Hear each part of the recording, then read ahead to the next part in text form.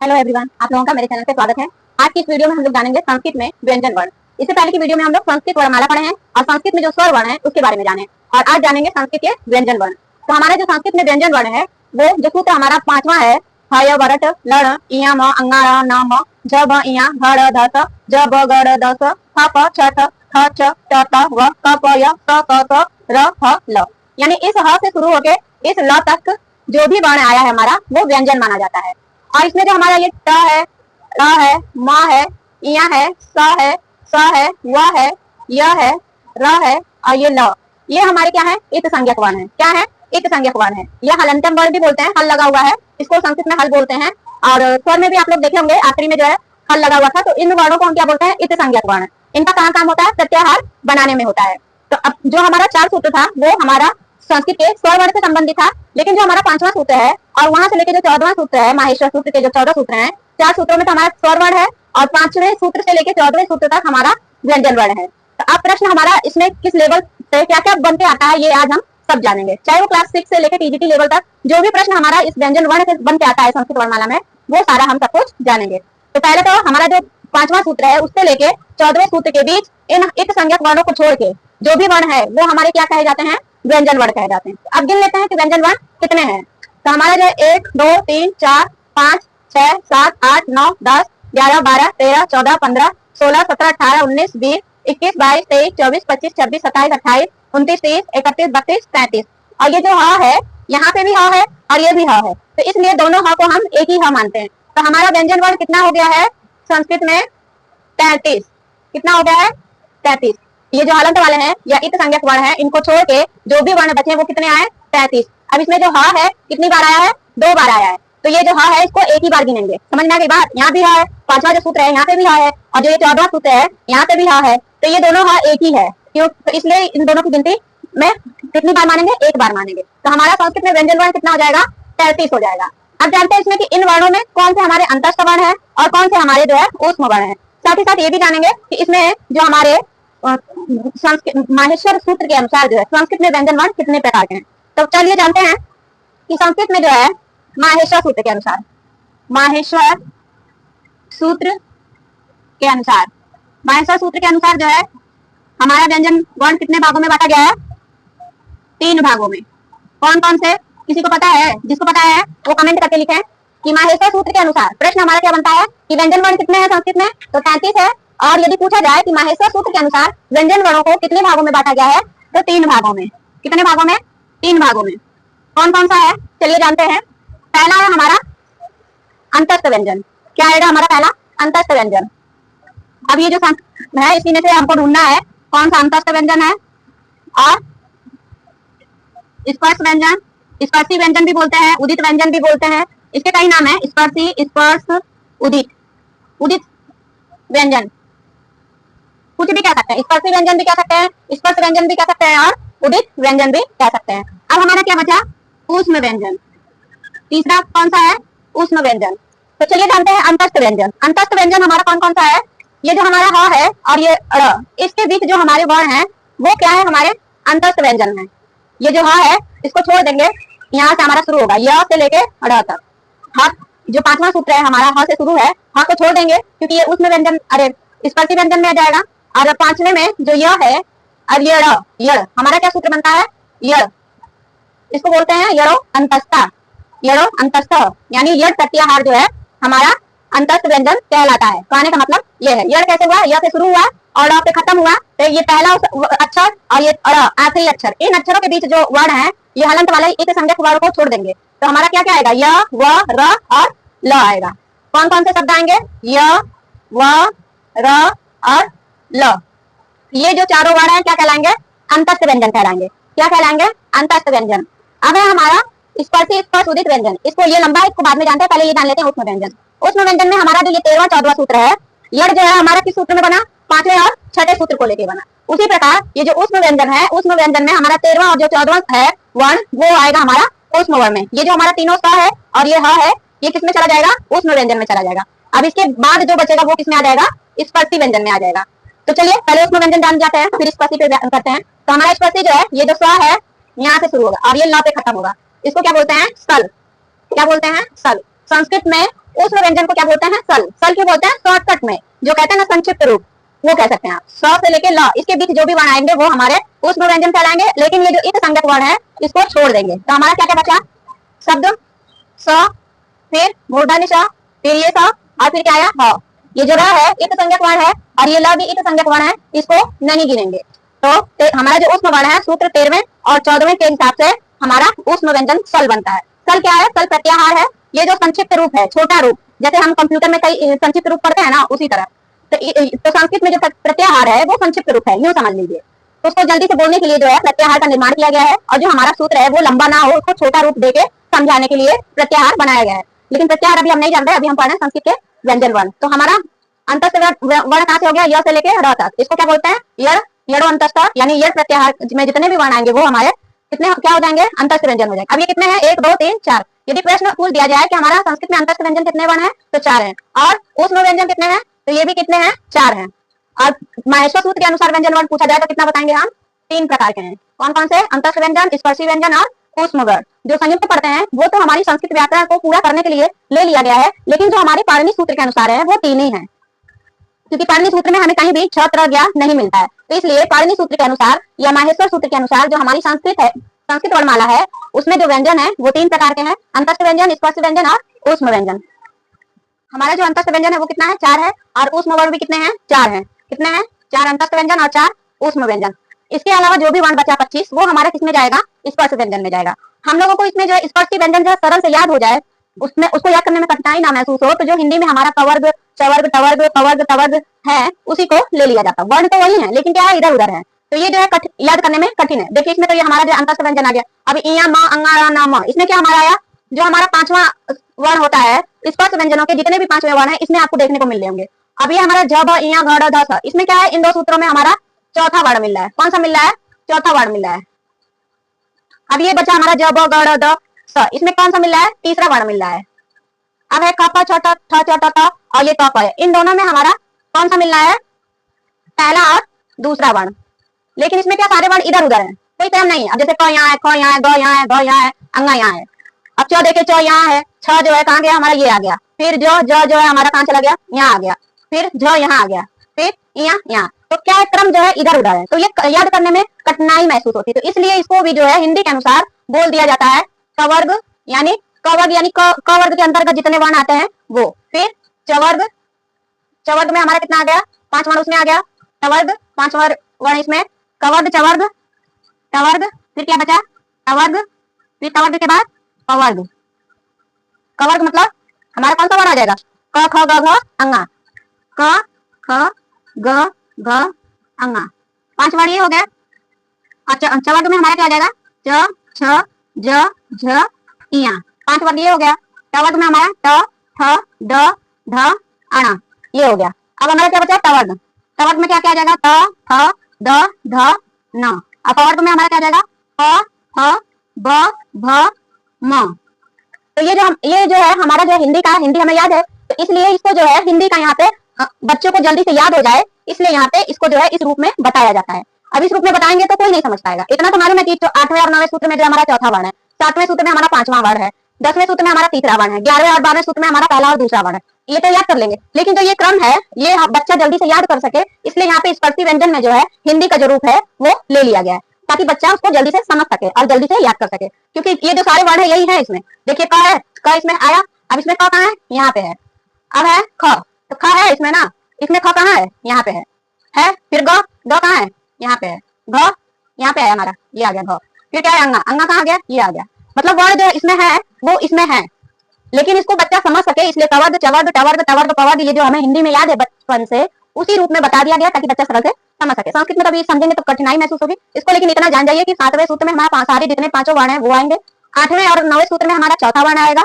10वें में हमारा सारा तीसरा वर्ण आएगा। ये देखिए, ज जो है हमारा चवर्ग का है, ब जो है पवर्ग का है, ग जो है तवर्ग का है, ड जो है टवर्ग का है और द जो है हमारा तवर्ग का है। 5 वर्ण आ गए ना तीसरे, तो इसलिए यहाँ पे तीसरा वर्ण है। ये ख प छ ठ, ये तो मिक्सअप है। 11वां सूत्र और 12वां सूत्र जो है पहला और दूसरा वर्ण है, अब इधर उधर है, उसको क्रम से सही बच्चा जल्दी से याद कर ले, इसलिए इसको ऐसे बताया जाता है। आप लोग इतना जान जाइए, क्योंकि यही वर्ण जो है इसमें है, लेकिन है किधर? कोई इधर है, कोई इधर है, कोई इधर है, मतलब घाल मेल में है, ये समझ, इसलिए इसको बच्चा जल्दी से याद कर ले, इसलिए इस तरह बता दिया जाता है। तो आई होप आप लोगों को समझ में आ गया होगा कि ये जो हमारा माहेश्वर सूत्र के अनुसार यदि व्यंजन वर्ण पूछा जाए तो हमारे तीन प्रकार है, अंतस्थ व्यंजन, स्पर्शी व्यंजन, ऊष्म व्यंजन। तो इसको बोला अभी जाता है क से लेके म तक जो हमारा वर्ग है वो उदित वर्ग या स्पर्श वर्ग या स्पर्शी। उदित व्यंजन पूछे तो भी हमें यही बताना 2500, स्पर्शी व्यंजन पूछे तो भी यही 2500 बताना है, और स्पर्श व्यंजन पूछे तो भी हमें यही बताना है क से लेके म तक। और ऊष्म व्यंजन पूछे तो संस्कृत में ऊष्म व्यंजन को सल बोलते हैं, और ये जो है गिनती में कितने हैं, 4 हैं। और अंतस्थ व्यंजन को यड़ बोलते हैं, और ये कितने हैं गिनती में, ये भी 4 है। अब आता है हमारा स्पर्शी व्यंजन, तो इसको क्या बोलते हैं, कादयो मावशाना स्पर्श। क्या बोलते हैं, कादयो मावशाना स्पर्श। स्पर्शा भी बोल सकते हैं, स्पर्श भी बोल सकते हैं, कुछ भी बोल सकते हैं। कादयो मावशाना स्पर्श। इसका मतलब क्या है कि कादयो यानी क से आदि, क को लेके आदि यानी क के अलावा जो भी वर्ण है, क म तक, क से लेके म तक, क से लेके म तक जो हमारा वर्ण है। अब यहाँ पे देखिए क से शुरू हुआ ना, क यहाँ म पे खत्म हुआ ना, तो इसी को बोला गया है कादयो मावसाना, यानी म पे खत्म होने वाले जितने भी वर्ण हैं, क से शुरू होकर म पे खत्म होने वाले के बीच जितने भी वर्ण हैं वो हमारे क्या कहलाते हैं, स्पर्शी व्यंजन कहलाते हैं, या स्पर्श व्यंजन कहलाते हैं, या उदित व्यंजन कहलाते हैं। तो इतना तो आप लोगों को समझ में आ गया। तो हमारे संस्कृत में व्यंजन वर्ण कितने हैं, 33 है। जोड़ भी लीजिए, हमारा जो है 4 जो है हमारा अंतस्थ व्यंजन है, 4 हमारा ऊष्म, और 25 हमारा कितना हो गया, स्पर्शी व्यंजन। तो जोड़ लीजिए कितना हो गया, 4 4 8 8 5 13 और 2 1 3 33। तो संस्कृत में व्यंजन वर्ण 33 आ गया ना, और हमारा जो 9 है स्वर व्यंजन स्वर वर्ण है, तो कुल मिला के कितना हो गया, 42। अब है हमारा इसमें और प्रश्न क्या बनता है कि जो हमारा 6 का गया है वो संस्कृत व्याकरण को पूरा करने के लिए जो ये बाद में संस्कृत आई है उसके आधार पर उसको जोड़ लिया गया है। तो जो उसको बोलते हैं संयुक्त वर्ण। संयुक्त वर्ण क्यों बोलते हैं, क्योंकि 2 वर्णों से मिलकर बनता है। तो अभी इतना आप लोग समझ लीजिए। प्रश्न क्या क्या बनेगा कि संस्कृत के व्यंजन वर्ण कितने हैं, 33 है। माहेश्वर सूत्र के अनुसार व्यंजन वर्ण कितने हैं, तो तीन प्रकार है। जब प्रकार पूछेगा तब बताइएगा। तो माहेश्वर सूत्र के अनुसार व्यंजन वर्ण 33 ही आएगा, लेकिन जब प्रकार पूछा जाएगा तो हम कितना बताएंगे, 3, क्योंकि ये जो इसमें जो वर्ण है वो माहेश्वर सूत्र में हमको कहीं ना कहीं आगे पीछे देखने को मिलेंगे। तो इसमें कौन कौन सा हो गया, पहला हो गया अंतस्थ व्यंजन, दूसरा हो गया स्पर्शी व्यंजन, तीसरा हो गया ऊष्म व्यंजन। तो अंतस्थ व्यंजन को हम बोलते हैं यड़, यड़ अंतस्था भी बोलते हैं। और यड़ में जितने हमारे य से लेके ड़ तक जो वर्ण है, ये जो हलंत वाले हैं ट ड़ म य स व य र ल, ये क्या है, एक संज्ञक वर्ण, इनको छोड़ देंगे। ये सिर्फ प्रत्याहार बनाने के लिए प्रयोग होते हैं। इसके बीच जो भी वर्ण है वो हमारे व्यंजन वर्ण है। तो हमारा स्पर्शी व्यंजन में क से लेके म तक है। इसको ये संस्कृत वर्णमाला के अनुसार याद करेंगे तब तो नहीं याद हो पाएगा, लेकिन इसको समझने के लिए ये चीज आप लोग जरूर समझ लीजिएगा, क्योंकि ये पूछा जाता है कि पांचवा जो वर्ण है किस सूत्र में है, तो 7वें सूत्र में है। चौथा वर्ण किन किन सूत्र में है, तो 8वें और 9वें में है। तीसरा वर्ण किस सूत्र में है, तो 10वें सूत्र में है। पहला और दूसरा जो वर्ण है हमारा वो किस सूत्र में है, 11वें और 12वें सूत्र में। 13वें और 14वें सूत्र में हमारा कौन सा वर्ण है, ऊष्म वर्ण है। इतना आप लोगों को इससे जो है आना ही आना है प्रश्न, तो इसको दिमाग में बैठा लीजिए। यह से लेकर जो है पहला जो 5वां और 6ठा जो सूत्र है उसमें हमारा अंतस्थ वर्ण है, हाँ को छोड़ देंगे। और 7वें में जो है हमारा 5वां वर्ण है और जो वर्णमाला है, और 8वां और 9वां में जो हमारा चौथा वर्ण है, और 10वें में जो हमारा तीसरा वर्ण है, 11वें 12वें में हमारा पहला और दूसरा वर्ण आता है, और 13वें 14वें में हमारा ऊष्म वर्ण आता है। ये तो हमारा माहेश्वर सूत्र के अनुसार व्यंजन वर्ण हुआ। इससे जो है यही इतना ही प्रश्न बनता है। कितने व्यंजन वर्ण है, 33 है। माहेश्वर सूत्र के अनुसार व्यंजन वर्ण 33। माहेश्वर सूत्र के अनुसार व्यंजन के प्रकार 3, अंतस्थ व्यंजन, स्पर्शी व्यंजन, ऊष्म व्यंजन। अंतस्थ व्यंजन कितना है, ये प्रश्न बहुत पूछा जाता है। अंतस्थ व्यंजन को क्या कहते हैं, और साथ ही साथ अंतस्थ व्यंजन का क्रम क्या है। हिंदी में क्या है, य र ल व है। यहाँ पे आपको क्या ध्यान रखना, य व र ल, वो पहले आ जाएगा और र बाद में चला जाएगा। हिंदी में क्या है, र पहले आएगा और वह जो है बाद में चला जाएगा। तो ये यहाँ पे कंफ्यूजन क्रिएट करता है हिंदी और संस्कृत का। लेकिन यहाँ पे संस्कृत में हमें पढ़ रहे हैं तो हमें संस्कृत में बताना पड़ेगा। तो संस्कृत में जो अंतस्थ व्यंजन वर्ण है वो य और व, य के बाद क्या आएगा, व आएगा, र ल जो है बाद में आएगा। तो 4 कितने हैं अंतस्थ व्यंजन ये भी पूछेगा, तो हम कितने बताएंगे, 4 बताएंगे। ऐसे स्पर्शी व्यंजन कितने हैं, तो 25 हैं। कितने हैं, 25 हैं। क से लेके म तक जो वर्ण है वो हमारे स्पर्शी व्यंजन पूछे तो भी यही बताना है, स्पर्श व्यंजन पूछे तो भी यही बताना है, उचित व्यंजन पूछे तो भी यही बताना है। ऊष्म व्यंजन जो है सल बोलते हैं इसको। ऊष्म व्यंजन को क्या बोलते हैं, ये प्रश्न बनता है, तो सल बोलते हैं। ऊष्म व्यंजन कितने हैं, तो 4 हैं। कौन कौन से हैं, तो 100, 300 और 4 ये, और टोटल कितने हैं, तब हमारे 33 है। तो ये किसके अनुसार है, माहेश्वर सूत्र के अनुसार है। अब जान लेते हैं संयुक्त वर्ण। ये जो है सब हमारा बाद में जो है हमारा संयुक्त वर्ण भी हमारा आता ही है कहीं ना कहीं प्रयोग में, तो इसलिए उसको भी ले लिया गया है। उसके बिना क्या है, काम अधूरा है, कहीं ना कहीं संस्कृत वर्णमाला अधूरी रह जाती, तो इसलिए संयुक्त वर्ण भी हमारे ले लिए गए हैं। तो चौथा प्रकार हमारा व्यंजन का क्या हो जाएगा, संयुक्त व्यंजन। लेकिन इसको कब बताएंगे, जब हम संस्कृत वर्णमाला के अनुसार पूछेंगे, और जब माहेश्वर सूत्र के अनुसार लगा के पूछा जाएगा तब हमें 3 ही प्रकार बताना है। तो चलिए आप लोगों का कंफ्यूजन हटा दूं। जैसे है हमारा प्रश्न कि माहेश्वर सूत्र के अनुसार, किसके अनुसार?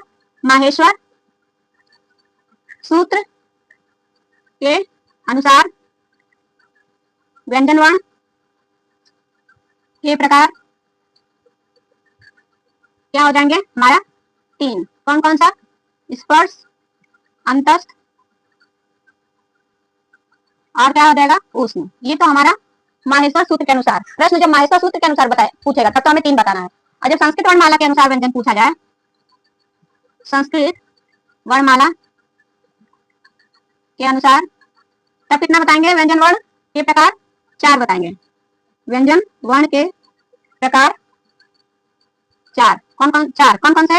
ये तीनों तो रहेंगे ही, साथ ही साथ हमारा क्या जुड़ जाएगा? संयुक्त जुड़ जाएगा। स्पर्श, अंतस्थ, ऊष्म और संयुक्त। ये क्या हो जाएगा हमारा? स्पर्श, अंतस्थ, ऊष्म, संयुक्त। ये 4 प्रकार कैसे होगा समझ में आ गया ना? उस संयुक्त और जुड़ जाएगा। अब संयुक्त वर्ण कौन कौन से ये भी जान लेते हैं। संयुक्त वर्ण जो है हमारा, संयुक्त वर्ण छ, त्र, ज्ञ, ये जो है हमारा संयुक्त वर्ण है। तो ये जो हमारा छ है किससे बनता है? क, धन, मूर्धन्य स और अ, ये मिला के क्या बना? स। त्र कैसे बनेगा? त, धन, र, धन, आ बराबर त्र। अब क्या बचा हमारा? ज्ञ। ज्ञ किससे बनेगा हमारा? ज और इया से। तो ज प्लस इया, यहाँ पे जो हलंत लगा है, जब अ लगेगा ये जो है शुद्ध रूप है। ये जो हमारा हलंत लगा हुआ है, क्योंकि जो हमारा व्यंजन वर्ण होता है उसमें जो है विसर्ग लग के ही होता है, क्योंकि ये अर्धमात्रिक होता है। तो जब तक इसके साथ स्वर नहीं जुड़ेगा तब तक ये पूर्ण नहीं माना जाता है। तो ये जो संयुक्त वर्ण है कितने हैं? छ, त्र, ज्ञ। ये हो गया। तो छ किससे बना है? क प्लस स और अ लेके क्या बना है? छ। यदि क और स है तो भी सही है, लेकिन यदि ये दिया है रूप तो ये जो है बिल्कुल सही शुद्ध रूप है। त प्लस र, ये संस्कृत में ऐसे ही देता है। हिंदी में तो त प्लस र ट हो जाएगा, ठीक है, लेकिन संस्कृत में जब लिखेंगे तो त प्लस र प्लस अ, क्योंकि ये दोनों क्या है? अर्धमात्रिक है, व्यंजन वर्ण है। तो अब जब स्वर जुड़ेगा तभी इसको पूरा रूप मिलेगा। तो संयुक्त वर्ण हमारे छत्रज्ञ। जब संस्कृत वर्णमाला के अनुसार व्यंजन वर्ण पूछा जाएगा तब 4 बताएंगे, और माहेश्वर सूत्र के अनुसार व्यंजन वर्ण पूछा जाएगा तब हमें 3 बताना है। इतनी बात आप लोगों को क्लियर हो गई होगी।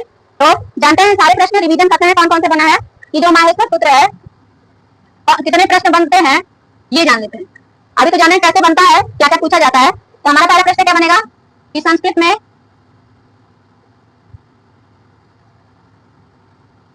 माहेश्वर सूत्र के अनुसार, किसके अनुसार? माहेश्वर सूत्र के अनुसार व्यंजन वर्ण कितने हैं? 35। कितने हैं? 33 है। उसमें जो है संस्कृत में माहेश्वर सूत्र के अनुसार अंतस्थ वर्ण कितने हैं? तो कितना बताएंगे? 4 बताएंगे। कितना बताएंगे? 4। यदि पूछ दे कौन कौन से हैं, कौन कौन से हैं, तब क्या बताएंगे?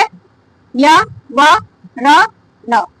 इसमें जो है समय हलंत लगाते जाएंगे। क्यों हलंत लगाएंगे? क्योंकि ये व्यंजन वर्ण है, और व्यंजन वर्ण क्या है? अर्धमात्रिक है। ये बिना स्वर के नहीं बोल पूरा जो नहीं बोल पाया जाता है, इसीलिए इसको जो है विसर्ग के हलंत के साथ लिखा जाता है। इसको जब शुद्ध रूप देना होगा तो इसमें अ जब जुड़ेगा तभी जो है पूर्ण माना जाता है। अब इसमें प्रश्न क्या बना? अंतस्थ वर्ण कितने हैं? 4। कौन कौन से हैं ये पूछा। अब अगला प्रश्न क्या बनता है कि अंतस्थ वर्ण को, अंतस्थ वर्ण किस प्रत्याहार में आता है? यहाँ नहीं हो पाएगा, रुकिए। अगला प्रश्न पूछ देगा हमारा कि जो अंतस्थ वर्ण है इसका कौन सा प्रत्याहार है। तो क्या बताएंगे? अंतस्थ वर्ण का प्रत्याहार क्या है या कौन सा है, कुछ भी पूछ दे, कौन सा या क्या है पूछ दे तो भी हम क्या बताएंगे? यड़ प्रत्याहार। कौन सा प्रत्याहार? यड़, यानी य से लेके ड़, ये क्या है? यड़ क्या है? प्रत्याहार। इसको य व र ल ये बोलेंगे तो 4 को बोलना पड़ेगा, और यड़ बोल देंगे तो हमें कितना बोलना पड़ेगा? एक ही शब्द बोलना पड़ेगा। तो यड़ बोल देंगे तो हमारा य व र ल जो है सब इसमें गिना जाएगा। तो हमारा उसमें अंतस्थ व्यंजन से क्या क्या प्रश्न बन जाएगा? अंतस्थ वर्ण कितने हैं, कौन कौन से हैं, और अंतस्थ वर्ण का जो प्रत्याहार है कौन सा है, तो क्या बताएंगे? यड़ प्रत्याहार। अब हमारा प्रश्न अगला बनता है कि संस्कृत में ऊष्म वर्ण, ऊष्म वर्ण कौन सा है, कौन से हैं, तो हम क्या बताएंगे? ऊष्म वर्ण हमारे तीनों स हैं। कौन कौन से हैं? तीनों स हैं और ह है। कितने हैं गिनती में? कितने हैं? ये 4। ये तो मैं बता ही चुकी हूँ। ये भी गिनती में कितने हैं? 4। तो कौन से हैं? तो ये चारों हैं। अब कितने हैं पूछे, कितने हैं पूछे तो भी हम कितना बताएंगे? 4। अब ये पूछ दे कि कौन सा प्रत्याहार है ऊष्म वर्ण का कौन सा प्रत्याहार है या किस प्रत्याहार में आता है ये भी बोल सकते हैं। ऊष्म व का कौन सा प्रत्याहार है, तब हम क्या बताएंगे, सल प्रत्याहार। क्या बताएंगे, सल प्रत्याहार। तो ऊष्म और व्यंजन, अरे ऊष्म और अंतस्थ वर्ण से ये प्रश्न जरूर बन के आता है संस्कृत में। अब अगला प्रश्न क्या बनता है कि उदित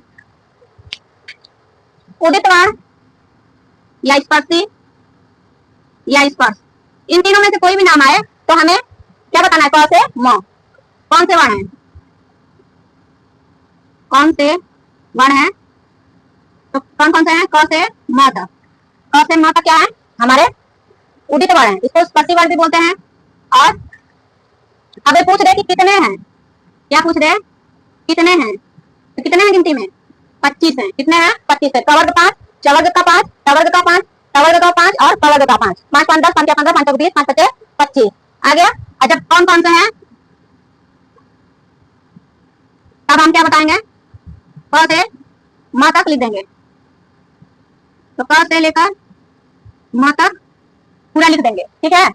और हमारा प्रश्न क्या बन सकता है, यदि हमारा महत्व सूत्र के अनुसार नहीं व्यंजन वर्ण पूछा जाएगा, संस्कृत वर्णमाला के अनुसार पूछा जाएगा। किसके अनुसार, संस्कृत वर्णमाला, आधुनिक संस्कृत वर्णमाला के अनुसार तब हम क्या बताएंगे, अनुसार व्यंजन वर्ण कितने हैं, व्यंजन के प्रकार कितने हैं, 4 हैं। कितने, 4। कौन कौन से, स्पर्श, अंतस्थ और क्या आता है, ऊष्म और संयुक्त। व्यंजन वर्ण से जो है हमारा यही इतने प्रश्न बनते हैं। एक हमारा और प्रश्न बनता है कि जो ये पाणिनि सूत्र है, इसमें जो हमारा ह वर्ण है, कौन सा वर्ण ऐसा है जो 2 बार आता है, एक ये यहाँ पे ह आया, एक यहाँ पे ह आया। यदि पूछ दिया जाए, ये हमारा प्रश्न बहुत बार पूछा जाता है, टेस्ट सीटेट में तो अक्सर ही पूछा जाता है कि कौन सा वर्ण 2 बार आता है, 2 बार आता है।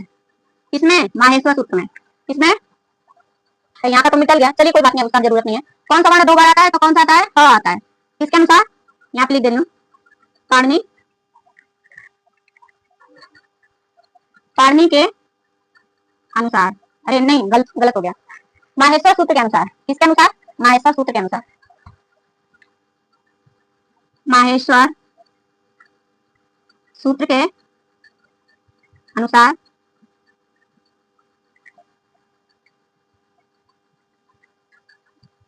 चलिए फिर से लिख दे रही हूँ, गलत हो गया।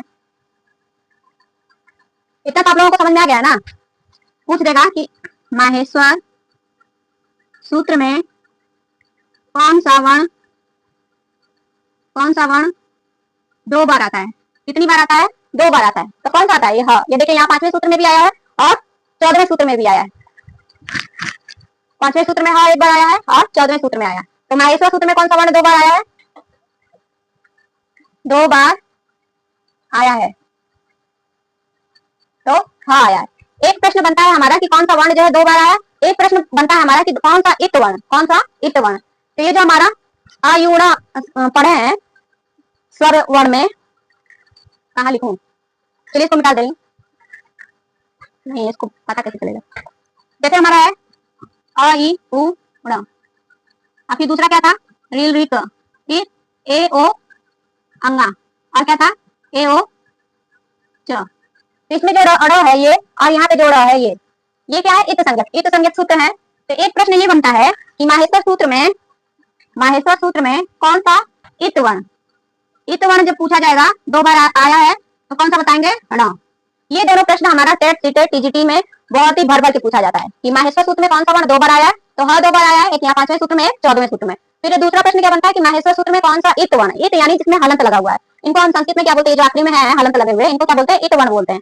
तो वो भी प्रश्न बन के आता है कि माहेश्वर सूत्र में कौन सा इत वर्ण जो है 2 बार आता है, कितनी बार आता है, 2 बार। तो ये जो ड़ है, एक ये जो स्वर पढ़ते हैं अ ई उ ण, यहाँ पे आया, और एक ड़ हमारा ये व्यंजन वर्ण में आया ड़। तो ये इत वर्ण यहाँ भी ड़ है, यहाँ भी ड़, यहाँ पे भी हलंत लगा हुआ है, यहाँ पे भी हलंत लगा हुआ है। तो ये जो हमारा ड़ है और यहाँ का जो ड़ है, 2 बार, एक बार यहाँ एक बार यहाँ, 2 बार आया ना। तो ये प्रश्न बनता है कौन सा इत वर्ण पूछे तो ड़, और कौन सा वर्ण जो है 2 बार आया तो ह, एक यहाँ आया है, एक ये 14वें सूत्र में आया है। तो मैं उम्मीद करती हूँ आप लोगों का जो संस्कृत के व्यंजन वर्ण से जितने भी प्रश्न बनते हैं वो आज की इस वीडियो में मैं आप लोगों को बता दी हूँ। तो मिलते हैं अगली वीडियो में, तब तक के लिए धन्यवाद। और इससे पहले आप लोगों के आसपास मैं आप लोगों से ये सपोर्ट जरूर चाहूंगी कि आप लोगों के आसपास जितने भी बच्चे संस्कृत लिए हैं 6 लेवल से ऊपर के हैं, उनको जो है इस चैनल के बारे में जरूर बताइएगा। ठीक है, धन्यवाद।